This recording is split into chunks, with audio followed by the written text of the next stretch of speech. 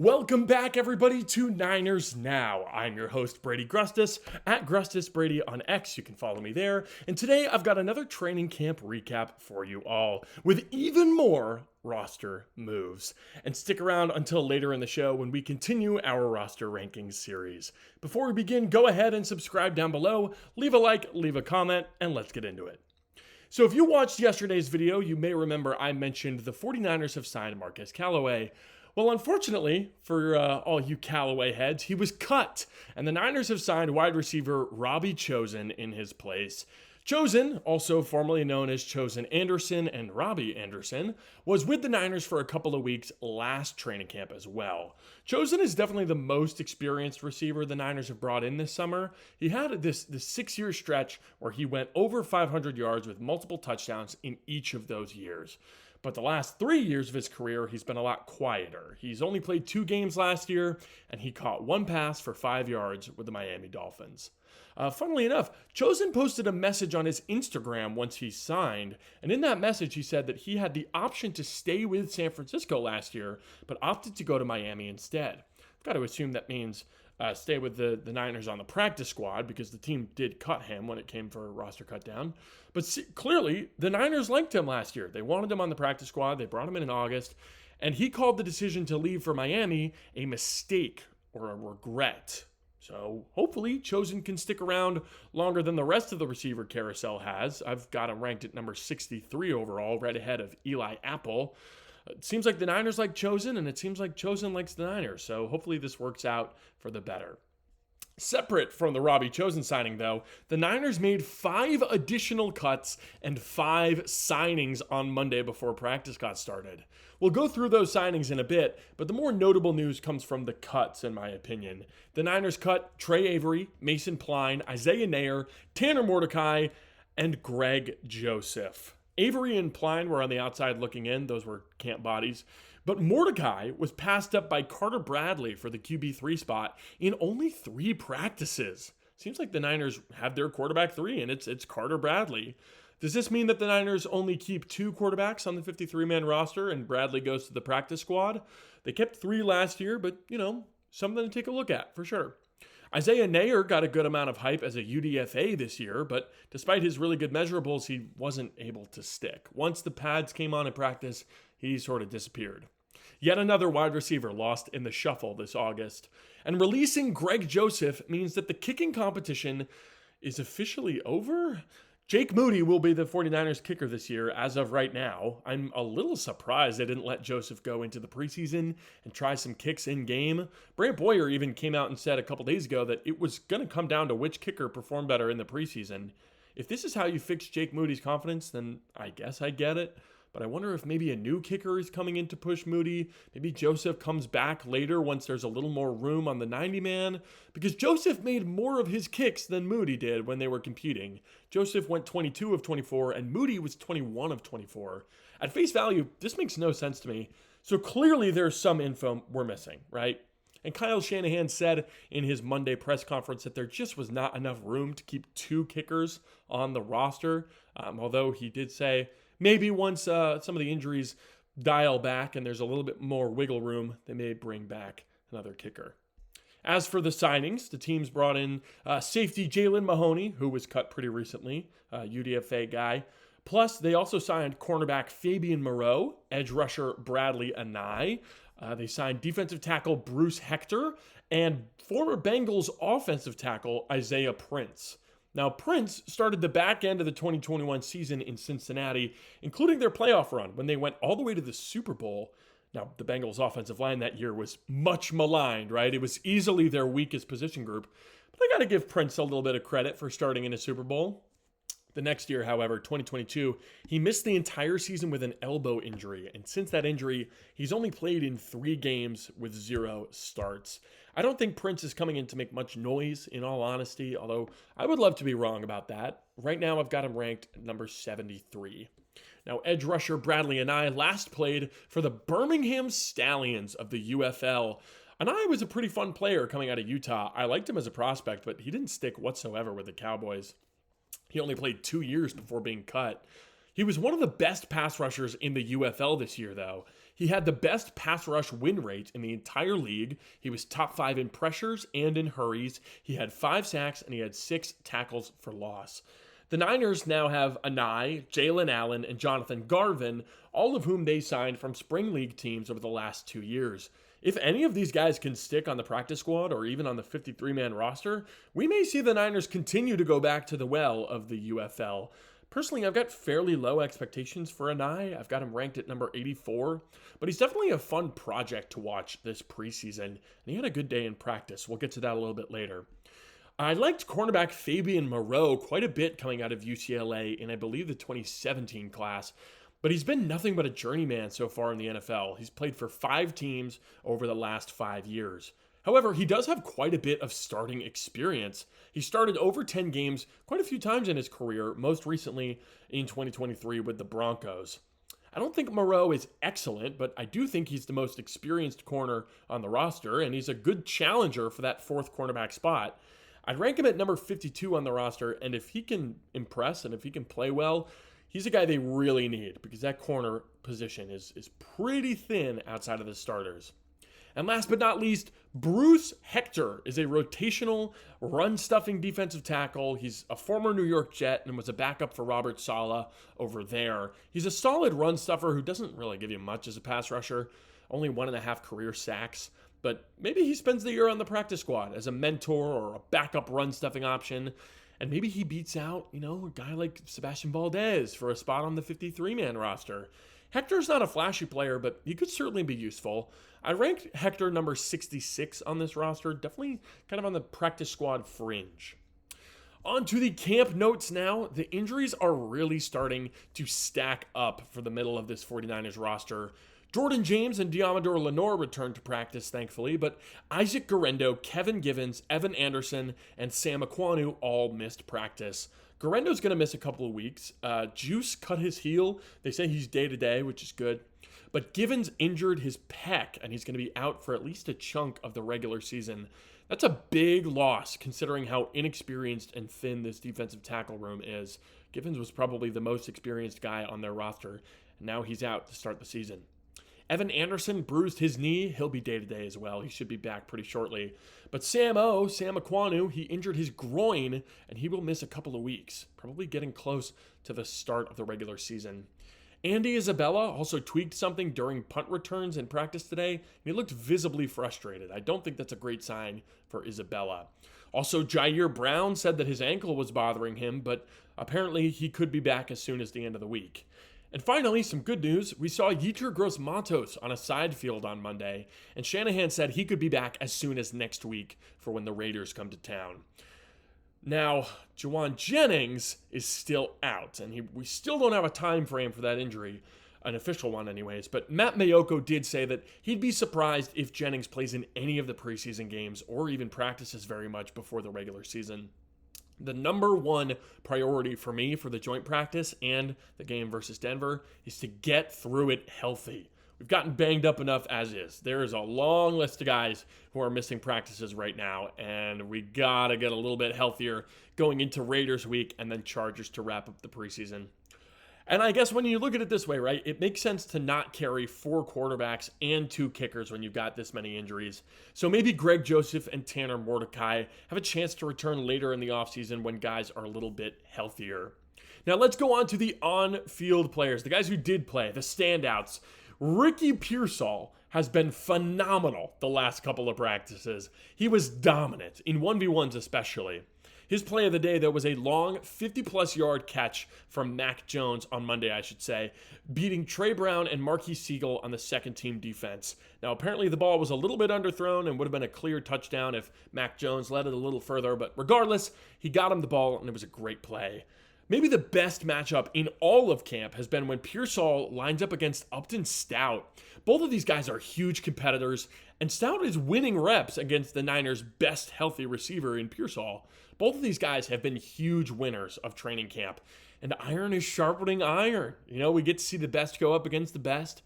Stout has what seems like multiple pass breakups every practice, even against starters, and he's been super active in the run game as well.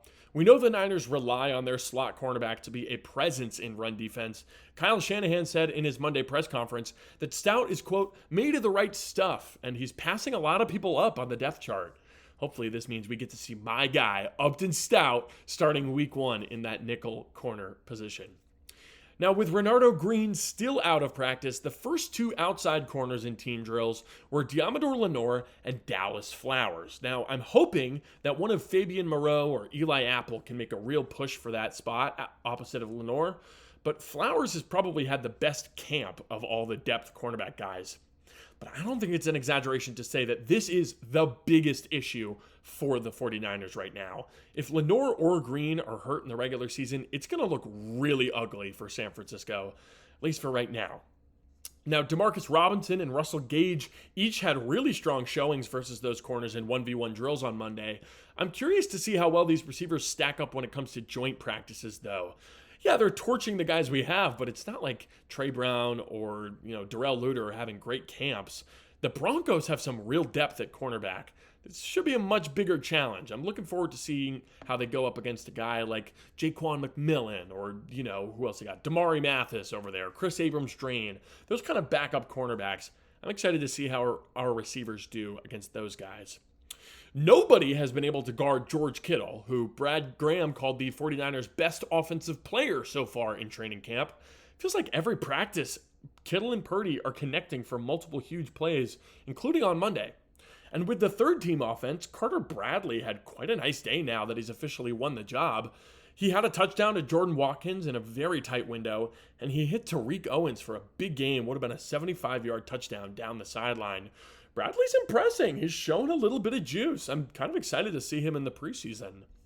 Other standouts from 1v1 drills include Austin Pleasance, who bounced back after a tough practice on Saturday, Sebastian Valdez, who Dominic Pooney called the Hulk, thanks to his build and his stature, and Drew Moss, who was excellent on Monday. Moss absolutely locked up CJ West, and he beat Valdez and second-rounder Alfred Collins. Moss is really, really strong. West went up against Jake Brendel, that being CJ West, and he beat Jake Brendel, although it wasn't exactly cleanly. CJ West has not been as dominant in 1v1s as he was early on in camp. West also got revenge on Drew Moss after being stonewalled earlier. But in other D-line news, Kalia Davis and Jordan Elliott got reps with the first-team defense Monday after Kevin Givens and Evan Anderson missed practice. Seems like the Niners are really leaning on the veterans right now at defensive tackle. Alfred Collins has been, I'd say, a step behind the other rookies thanks to missing minicamp and OTAs. And Dominic Pooney said in his press conference that CJ West is still working on getting comfortable in the defense, which may be why he's not running with the starters quite yet, despite having a really good camp. Michael Williams, however, looks very comfortable. He was with the first team today, as per usual. He had multiple big run stops in team drills. Michael is a starter. He's a day one starter. I don't care if you think he's a raw pass rusher. He is a day one starter for this team. A new signee, Bradley Anai, had a great first practice. He beat offensive tackle Isaac Alarcon for 3 would-be sacks in team drills. I mean, he was beating Alarcon before Bradley even finished his drop back. Seems like Anai might have some juice. That's all. That's it for Monday's camp recap segment, however. It's on to the roster ranking series now. Today we're going to go from players number 19 to 11. And this group of players are guys who are becoming household names, or at league they're kind of known around the league, right? These are guys who I'm expecting to be real contributors this year, whether they're starters or otherwise. At number 19, I'm going to go with the speedy running back, Isaac Guerendo.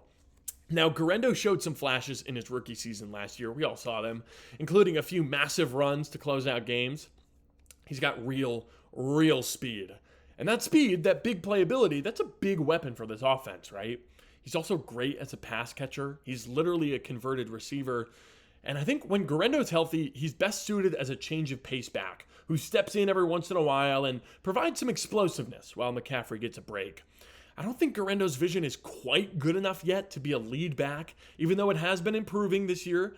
But I don't think it's quite there yet. But hopefully he does take another step in his development and we see some improved results in the regular season. At number 18, give me Alfred Collins, rookie defensive tackle from Texas. Collins is huge, man. 6'5", 332 pounds, according to the team website. And while he's still adjusting to the pad level at the NFL, he was a monster at Texas. Absolute steamroller in the run game. He clogs lanes. He plugs holes. You do not get past Alfred Collins easily. Running backs don't get anywhere on him, right? He's got that strength, and he's got the height, and he's got long arms as well. He's got a ton of length. And for his size, he's still a good athlete. He had one of the best interceptions I have ever seen a defensive lineman make in college. Look it up on YouTube if you can. And he can lay out for a tackle. He's still got work to do, right, on converting that athleticism and power into pass rush and actually sort of developing a pass rush bag. But if he can do that, I think Collins has Pro Bowl upside for sure. I think we got to be patient with Collins. It might not be all there this year, but as the years start to stack, like we saw at Texas, it took him a couple years to earn those reps and really dominate. I think he'll have a similar career trajectory for San Francisco. Coming in at number 17 now is the veteran wide receiver, Demarcus Robinson. Now, Robinson's a veteran receiver who's played all over the league. Kansas City, Baltimore, Los Angeles. He's entering year 10, and he hasn't missed the playoffs a single time in his career. Hopefully a pretty good omen for the 49ers this year. I think Robinson's a perfect fit in the Shanahan system. He is just the ideal glue guy at wide receiver. If you want someone to take some outside reps so you can move Ricky Pearsall in the slot, Robinson can do that. If you want someone to stretch the field so that Jawan Jennings and Jacob Cowan can work underneath, Robinson can do that. If you want someone to draw attention in the red zone so that George Kittle isn't double and triple teamed, Robinson can do that. He's got amazing chemistry with Purdy so far in training camp. He's not a Pro Bowl caliber player, but he plays winning football, and I'm very excited to see him as a 49er this season because I think he could really open up the offense. At number 16 now, I'm going to go with the other rookie defensive tackle, CJ West from Indiana. I mean, what can I say about West that hasn't already been said on this channel? He's a big personality with a big impact on the game. Robert Saleh called him a fire hydrant, and I totally see it. West is short for a defensive lineman, only 6'1", but he's stocky and he's so strong. West is like a black hole for running backs. He just swallows them whole. And more so than Collins, I think West actually has some real quickness. I like his get off and his reaction speed a lot, and I think with some coaching, he can really develop a consistent pass rush. I've been saying it on this channel, right? I think CJ West ends up a week 1 starter for this team. He's had an amazing training camp so far. He's getting acclimated to the defense, and I can't wait to see how he does in the preseason. Man, that first CJ West sack on an opposing quarterback, it's going to get me fired up to see big number 99 in the middle making some plays. Now, number 15, it's the third rookie in this video, Michael Williams, edge rusher out of Georgia. I mean, you want to talk about someone impressing in training camp. Michael has looked the part so far.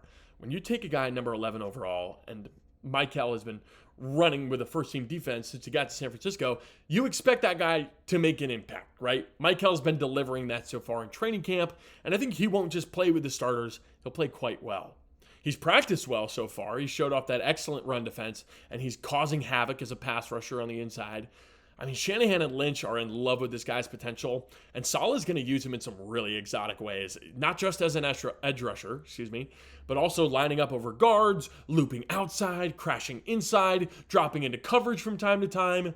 I'm telling you right now, Michael is going to be a big part of this team, so get used to it. We just talked about the Niners 2025 first-round pick, but at 14, I've got the 2024 first-round pick, Ricky Pearsall. I loved Ricky as a prospect. He was one of my favorite players in that entire draft. He's just such a good fit for this offense. It didn't surprise me at all when he really started to turn up the production at the end of the year. And yeah, it was against some pretty bad secondaries, right? Detroit's secondary was looking real beat up when we played them, I think week 17 maybe.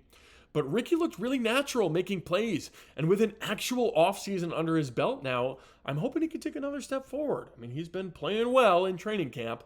He's back in his college number, right? Number 1. I can't lie. He makes it work. I didn't love number 1 on Debo, and I thought it was okay when Jimmy Ward won it, but Ricky makes it work. He's such a smooth route runner. He's got really soft hands. He's a threat after the catch. You can do some gadget stuff with him. He had punt return experience. I mean, I just love Ricky Pearsall. And if he can stay healthy, I can't wait to see him and Brock build that chemistry because Ricky is the future at receiver for this team. Now at number 13, there's another member of the 2024 draft class, cornerback Renardo Green. I'm a big Renardo Green guy. I thought he played really well last year as essentially our starting cornerback. He's physical, he's sticky, he's smart, and in this defense, I mean, that's exactly what you need from your cornerbacks. I felt like there were a bunch of plays last year where Renardo Green was just late on making the play.